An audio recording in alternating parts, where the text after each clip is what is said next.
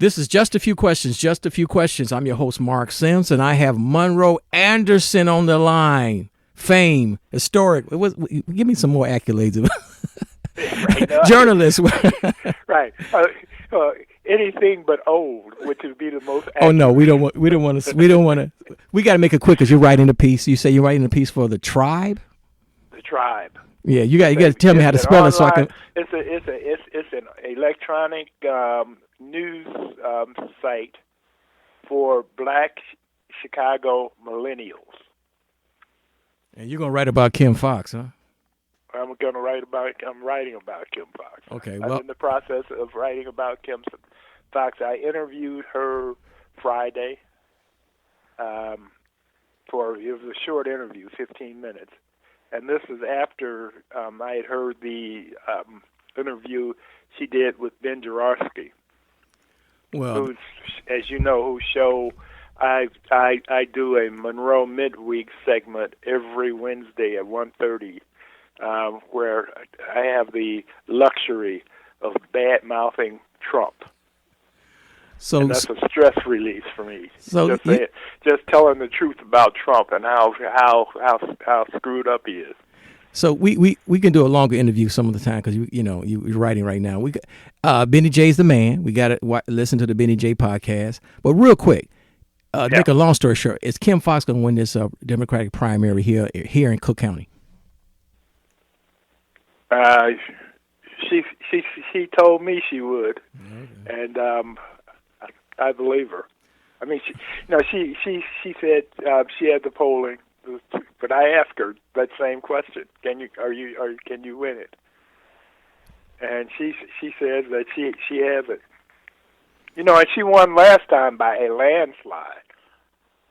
Yeah, but her opponent has a lot of money from Daddy, who's the co-founder of the Carlyle Group. So hey, right. When you got money, go ahead. Well, except Bloomberg had money. Yeah.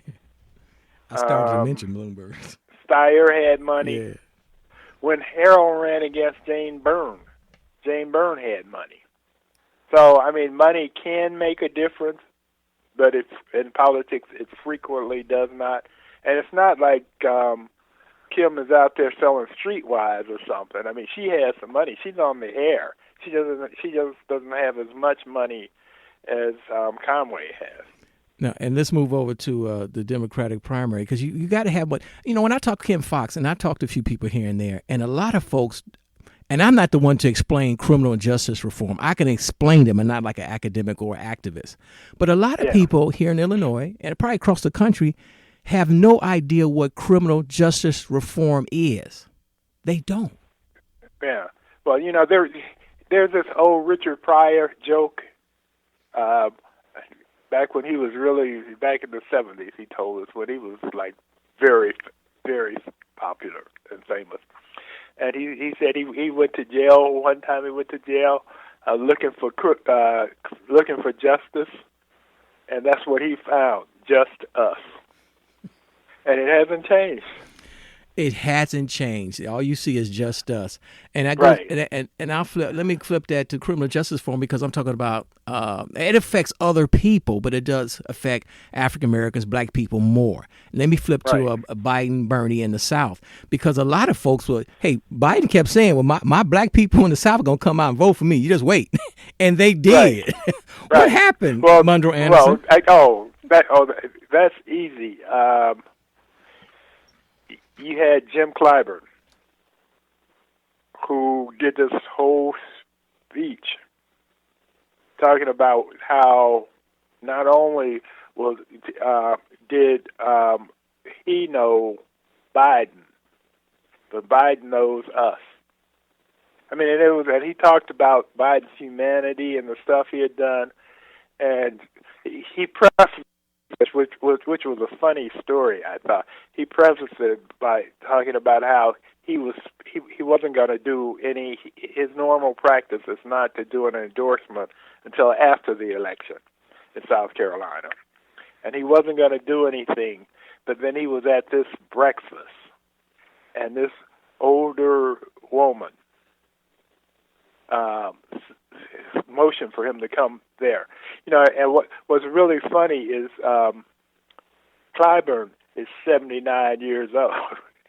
So this older woman was probably in her 80s. You know, so back in the day when Clyburn was in second grade, she was in fifth grade or something like that. I don't know, but anyway, he didn't say how old she was. He just said she was an older woman.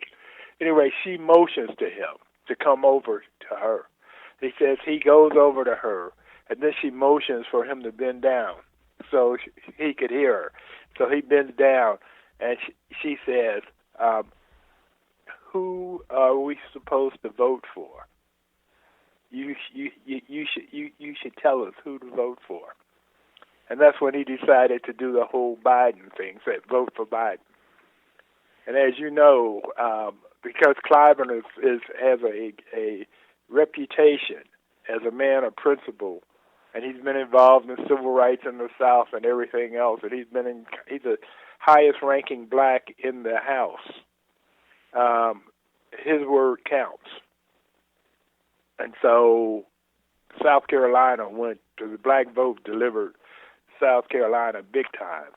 And where goes South Carolina goes a lot of the other states with large black populations in the South. I like that. I like that line that Clyburn gave. Joe Biden knows us. Right. And, yeah, I know. That means a lot because Exactly. it seemed like Bernie and Buttigieg and Klobuchar and almost all of them right. didn't know us like Biden. Right. Right. They wanted us to know them. You know, I mean, as you know, historically, what's happened in politics is Democrats, white Democrats, take an interest in black people right before an election, and they go to the churches, and you know, and they listen to a sermon, and they go up and say a few words, and and end the story after the election until the next election. And so, if you have somebody who has been involved and has relationships with black folks. And you know, and the other thing with Biden, why, especially people of my age, like him more than some other candidates, is not only was Biden Obama's vice president, but he had Obama's back. You know, he just wasn't there going, okay, well, I'm there, and, you know, and whatever he tells me to do. I mean, he had Obama's back. It means a lot. That's important. And other candidates, you know, Bernie Sanders had 3.5, 4 years to work on the black vote in the South, and evidently didn't do it. Oh, he did it, but he couldn't. You know, he did it. No, what's really interesting about this year is this is the year for Democrats of the black vote.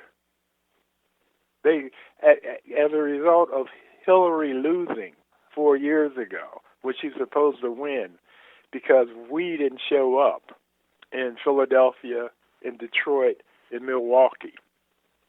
And that cost her the presidency. It wasn't that we voted against anybody. We just said, it didn't show up.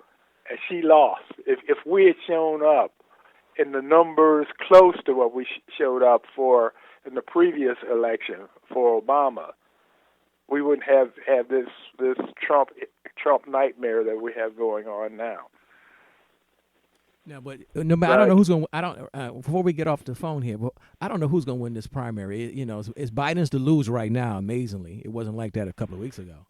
But no, it's just the opposite. No, they were preparing his political obituary. Man, they would give him the 8 count, and I didn't know he was going to hold on. He was on the ropes, man. Right.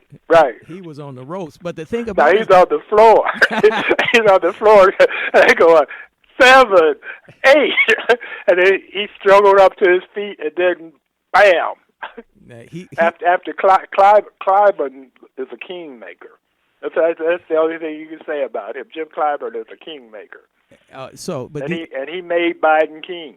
before the Democrats to win the general election, no matter who Biden or Bernie wins the nomination, you got to bring all these different identities, all these different people together, and whoever the Democratic primary winner win for, it's going to run for president, can they bring all the Latinos, all the South Asians, all the other Asians, all the different kind of black folks in this country? Can they bring them together in November? And good old fashioned liberal white people, we got to include them too. Yeah, no, this is my theory. Is that nobody is going to have to bring them together but Trump. Trump is going to bring everybody together because he is so horrible, and they want him out. Right now we got the debate coming up tomorrow between Bernie and Biden, and Bernie's going to argue who voted for what and all this stuff. Nobody cares about that. The only thing people care about is how do we get Trump out of office. And Biden is the guy that can do it. I mean, Trump is so afraid of Biden that he got himself impeached trying to rig the election. Which is stupid. And so Biden is the guy. He will beat Trump. And then, then whatever Biden does or does not do, we'll have some say over. Because Biden is an old-fashioned politician, and so he's going to go where the pressure is, the political pressure is. Monroe Anderson, I could talk politics forever with you. Can I have you back? Well, we'll do this again soon. I can have you back. Yeah. So I gotta be maudlin and kiss your butt and say you helped me with my little struggling TV career years ago. I can't thank you enough. All that stuff. And every time I get a chance to praise you, I will. Well, no, I appreciate it. Yeah, I appreciate it. But back in the day when you were. Yeah, I was a nobody. I'm still a nobody. You were a snotty-nosed kid.